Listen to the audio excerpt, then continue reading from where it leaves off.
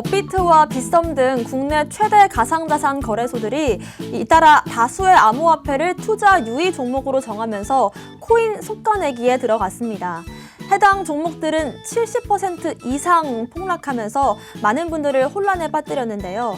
금융당국 신고를 앞두고 거래소들이 자체적으로 코인 정리 작업에 들어갔다는 분석입니다.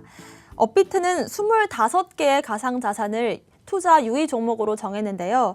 유의 종목으로 지정이 되면 향후 일주일간 프로젝트 내용 심사, 그리고 유동성과 매매 현황을 모니터링 받고 또 이후에 지정 사유가 해소가 되면 문제가 없지만 만약에 그렇지가 않다면 상장 폐지 절차에 들어가게 됩니다. 해당 암호화폐에 투자한 이용자들의 손실이 계속해서 늘어날 걸로 보고 있는데요. 업계 안팎에선 내주부터 시작된 금융당국의 현장 컨설팅, 그리고 또 은행과의 실명 확인 입출금 계좌 발급 추진 등을 이유로 이런 일이 일어나고 있고 당분간은 또 이런 추세가 이어질 걸로 보이면서 많은 분들이 불안감에 휩싸여 있습니다. 그래서 오늘의 블록 테마 토크 주제는 바로 하락장 얼마나 지속될까? 언제 회복할까요? 네, 정말 안 그래도 연이어 하락하고 있고 악재가 계속 나오고 있는데 지난주 금요일 5시 반, 저는 시간도 기억이 나요. 그때는 정말 힘이 쫙 빠지는 느낌도 들었고 많은 분들께서도 어떻게 해야 되냐라면서 저한테 하소연도 많이 하시고 집 사보려고 했는데 집은 무슨 갖고 있던 전셋집도 빼게 생겼다 이렇게 곡소리를 내시는 분들도 많고 언제까지 이런 하락장이 지속이 될지 하락장이 맞긴 맞는 거잖아요. 그죠? 상황에 따라 달라요, 사실. 네. 하락장이라고 무조건 볼 수는 없는데 일단 금요일에 국내 대형 거래소가 상장 폐지와 유의 종목 지정을 했잖아요. 네. 그래서 그걸 짧게라도 코멘트를 드리면 앞으로 다른 거래소들도 동참할 것 같아요. 네. 그래서 저는 이제 시작이라고 생각하고요. 제가 최근에 계속 시세가 떨어지고 있으니까 이런 장에 뭘 어떻게 해야 되냐라고 생각을 했을 때 사실 개인 투자자들이 할 수 있는 건 별로 없어요. 근데 그 중에서 유일하게 좀 의미 있게 할 수 있는 게 포트폴리오를 좀 리밸런싱을 하셔라. 네. 좀 조정을 하셔라. 그 말씀을 드렸는데 그런 얘기를 듣고 좀 조정을 하셨어야 피해가 좀 덜 하실 것 같은데. 네, 계속 예. 강조하셨죠. 몇 번이고. 네, 그죠? 사실 이제 시작이라고 봐야 됩니다. 네. 앞으로 향후 네. 유의 종목 지정 일정을 어떤 분들께서는 이제 찌라시라고 할까요? 이런 네. 소문들이 돌고 있더라고요. 이런 내용들이. 네. 하지만 이게 어떤 종목이냐 보다도 앞으로 이런 방향이 계속해서 이어질 거다라고 보는 게 일단 좋을 것 같아요. 기본적으로 네. 그렇게 안 가더라도 일단 저희는 그렇게 생각을 해야 돼요. 그렇게 생각을 해야 된다고 보고 너무 찌라시 그런데 휘둘리지 마세요. 사실 네. 그 찌라시를 보고 이렇게 되겠구나라고 그렇게 생각을 이걸 안 봐도 저는 그렇게 될 거라는 생각이 드는데 그게 사실은요. 어쩔 수 네. 없거든요. 거래소들 입장에서도 본인들의 사업 지속 여부가 달린 거기 때문에 단기적으로 코인들 많이 해서 돈을 좀 더 벌고 그런 게 중요한 상황이 아닌 것 같아요. 네. 네, 그렇고 대체 언제까지 내릴지 이런 하락장. 지금 계속 네. 하락장 그러시는데 지금 올해 들어오신 분들은 느끼기에 하락장 맞아요. 네. 하락장 맞고 지금 차트를 간단하게 보시면 근데 입장에 따라 사실 다릅니다. 이게 비트코인 월봉이거든요. 네. 월봉을 보시면 사실 이 월봉 차트를 보고 월봉은 장기적인 투자를 할 때 보는 거죠. 이 월봉 차트를 보고 하락장이다라고 얘기할 수는 없어요. 지금 네. 거의 $10,000 $10,000 사이에서 상승이 시작돼서 $65,000를 찍고 $30,000까지 떨어졌다가 지금 다시 $39,000까지 올라온 상황이기 때문에 장기 투자를 하시는 분들은 객관적으로 하락장은 아닌 거예요. 길게 보면 올라가는 추세에 있다라고 볼 수 있는 거겠죠. 아직까지 상승장이에요. 장기 네, 추세는. 장기로 보면요. 장기 추세는 아직까지 상승장이고 그리고 물론 장기로 4년 전에 5년 전에 그렇게 사셔가지고 하시는 분들이 거의 없기 때문에 네. 이건 의미는 없지만 네. 그래도 객관적으로 비트코인의 추세는 꺾이지 않았다. 아직까지 상승장이다. 그리고 주봉으로 보겠습니다. 주봉으로 보면 조정장이라고 볼 수 있어요. 이렇게 네. 올라갔다가 거의 절반 정도 떨어진 거기 때문에 초정장이라고 볼 수 있죠.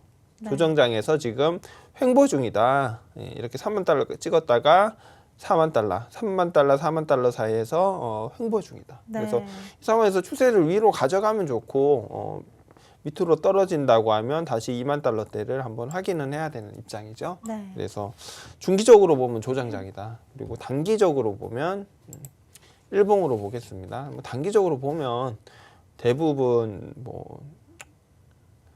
이 구간에서 들어오셨겠죠? 네. 대부분 이 그렇습니다. 구간에서 들어오셨을 텐데 이 구간에서 들어오신 분들은 하락장이 맞죠. 네. 매일매일 떨어지는 장이 맞습니다. 그래서 이렇게 좀 상황에 따라서 좀 달라요. 객관적으로 보면. 네. 그래서 아직까지 그 중장기 투자 나는 비트코인을 최소 1억, 3억, 5억 그 정도 돼야지 난 팔 거다라고 네. 하시는 분 입장에서는 그렇게 보고 장기 투자하시는 분들 입장에서는 이번 장이 큰 타격은 없을 거예요. 그렇게 네. 길게 보시는 분들. 그런데 저희가 그렇게 길게 투자 마인드를 확고하게 가지고 하시는 분들이 거의 없으니까 네. 객관적으로는 힘든 분들이 많으시죠. 그래서 이게 언제까지 계속될까를 생각하면 저는 일단 단기적으로 봤을 때는 어차피 네. 장기 장기 투자 하시는 분들은 걱정 안 해도 돼요. 그렇습니다. 비트코인을 네. 중장기 투자하시는 분들은 걱정 안 해도 됩니다. 네. 단기적으로 봤을 때는 지금 4월 15일부터 하락장이 시작돼서 지금까지 진행 중이라고 보면요. 지금 하락 제일 바닥을 찍었을 때가 5월 19일이었어요. 네. 그래서 4월 15일, 5월 19일 한 달 정도 된다고 보고요. 그러면은 이게 다시 올라가는 데는 보통 3배에서 5배 걸립니다. 네. 산술적으로 3배에서 한 5배 걸리면 저희가 그냥 곱하기 그냥 해서 다시 만약에 상승 추세를 쭉쭉 타가지고 네. 이전이 언제였죠? 1월이었죠? 1월부터 네. 상승 추세가 시작됐죠. 지금 1월 포지션이랑 지금 포지션이 비슷합니다. 네. 1월부터 그 호재가 팡팡 터졌어요. 머스크 비트코인 도입 뭐 하고 해서 지금 거의 석 달 동안 네. ETF 빼고 나올 수 있는 호재란 건 다 나왔습니다. 나왔죠. 다 나왔고 그 사이에 특별히 규제 이슈도 없었어요. 네. 중국 채굴장 그거는 예전부터 있던 얘기고 하락이 시작되면서 터진 이슈입니다. 네. 그렇다고 하면 여러분이 그 1월부터 올해 4월까지 터졌던 온갖 그 호재와 그 좋았던 분위기와 그 행복했던 감정을 한번 생각해 보세요. 그걸 생각해 보시고 네. 지금 만약 그 정도 급의 뉴스들이 터진다라고 했을 때는 시간이 좀 더 걸립니다. 근데 네. 예전보다 그 정도로 생각하시면 저는 다시 비트코인이 다시 65,000달러 정고점을 다시 도전하고 테스트 할 수 있는 시기는 아무리 좋은 호재가 계속 연속으로 터진다고 하더라도 올해 말 정도 네. 그게 아주 좀 긍정적인 시나리오라고 생각하고요. 사실 1, 2년 정도 다시 65,000달러를 못 찍을 수도 있어요. 네. 그런데 저는 전혀 걱정은 안 해요. 그런 장에서도 충분히 먹을거리는 나와요. 네. 먹을거리 나오고 그리고 아직까지 그렇게 비관적으로 보실 필요는 없는 게 이게 2014년입니다. 2014년 차트입니다. 2014년 차트가 이렇게 쭉 1년 동안 떨어졌어요. 그죠? 네. 거의 계속 떨어졌습니다. 이게 하락장이에요. 그리고 2018년 차트입니다. 네. 1년 동안 쭉 떨어졌어요. 네. 여러분 이게 하락장입니다. 이게 진짜 하락장이고 아직까지는 저희가 바로 오르긴 힘들겠지만 그렇다고 비트코인이 이제 끝났다, 뭐 시즌 종료다라고 도 생각할 수 없어요. 제가 뭐 네. 아까 뭐 올해 뭐 월말 연말 정도 돼야지 좀 오를 것 같다라고 말씀드렸지만 뭐 언제나 예측은 빗나가는 거고 비트코인은 변동성이 어떤 자산보다 심하기 때문에 또 올라가면 또 올라가는 거거든요. 네. 그렇습니다. 네, 아까 처음에 하셨던 말이 저는 되게 인상이 깊어요. 장기적으로 봤을 때는 아직 상승장에 있고 중기적으로 봤을 땐 조정장, 뭐 단기적으로 봤을 때는 하락장이 많다라고 하셨고 또 내려갈 때보다 올라갈 때 속도가 한 3배에서 5배 가량 더 걸릴 수도 있다. 하지만 또 언제 어떤 호재가 나올지 모르는 거니까요. 기다려보는 게 좋을 것 같습니다. 예. 또 이런 하락장 속에서도 수익을 낼 수 있는 방법, 뭐 많죠. 먹을거리는 나온다라는 예. 표현을 쓰셨는데 많아요. 네. 저 2015년에도 2018년에도 돈 벌었어요, 저는. 네. 이거 하락장에서도 정말 많습니다. 뭐 단타를 칠 수도 있고요.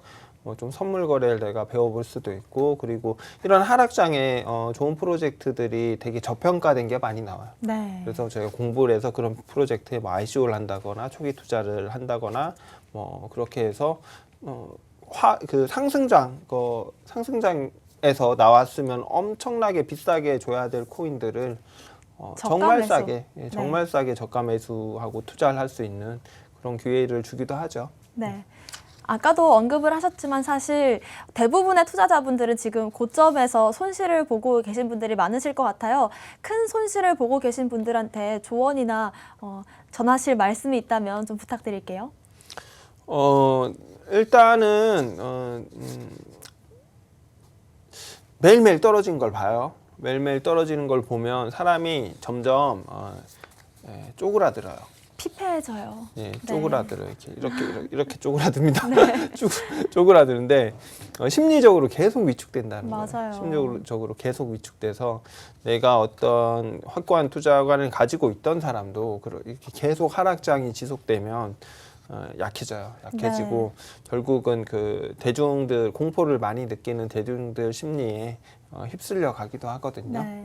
내가 투자를 뭐 1, 2년, 2, 3년 했어도 이게 또 뭐 반년, 뭐 1년 이렇게 쭉쭉 떨어지는 걸 보면 사람이 포기하게 돼요. 네. 그래서 일단은 그 멘탈을 좀 회복하셔야 되는데 사실 이 몸과 정신은 하나입니다. 저희가 네. 마음이 아프면 몸이 아파요. 그리고 몸이 아프면 또 신경질이 나요. 네. 마음이 아픈 거죠. 그렇기 때문에 몸과 마음은 하나니까 저는 뭐 여러 가지 방법이 있겠지만 잘 드세요. 예. 잘 드시는 게 중요해요. 여러분 뭐 코인 떨어진다고 그 사발면 먹고 저기 햄버거 시켜 먹고 안 콜라 돼요. 먹고 계속 그렇게 하시면은 그런 좀 나쁜 음식들을 많이 먹으면 실제 그 저희 장을 통해서 장이 다 뇌 세포와 연결돼 있어요. 아, 그래서 네. 장에 염증을 일으키고 뭐 그러면서 실제 좀 밥을 잘 안 챙겨 먹거나 나쁜 네. 음식을 먹으면 실제 우리 몸에 안 좋은 영향도 미치지만 뇌 정신에 안 좋은 영향을 많이 미쳐요. 네. 그래서 우울감도 증폭되고 그렇기 때문에 잠을 푹 자긴 힘드시겠지만 저는 그 먹는 네. 거를 신경 써서 일부러라도 좋은 음식을 좀 많이 드셔라. 그리고 사람을 많이 만나세요. 지금 네. 코로나라서 한정 뭐 그렇게 마음 놓고 못 만나겠지만 혼자 있으면 우울해집니다. 네, 그래서 맞습니다. 그 멘탈을 좀 회복하시고 그 다음에 좀 하실 게 보이실 거예요. 제가 돈을 잃었지만 찾아와야죠. 예, 공부해서 네. 찾아온다. 공부하면 됩니다. 예. 네, 맞습니다. 돈이야 또 벌면 되죠. 네, 몸과 마음 건강 챙기는 게 가장 중요한 때인 것 같습니다. 오늘 저희가 준비한 내용은 여기까지고요. 또 본 방송에서 제공하는 정보는 투자 판단의 참고 자료일 뿐 특정 자산 가치의 상승 또는 하락을 보장하지 않는다는 점 유의하시길 바라겠습니다. 저희는 내일 다시 오겠습니다. 시청자 여러분, 성투하세요.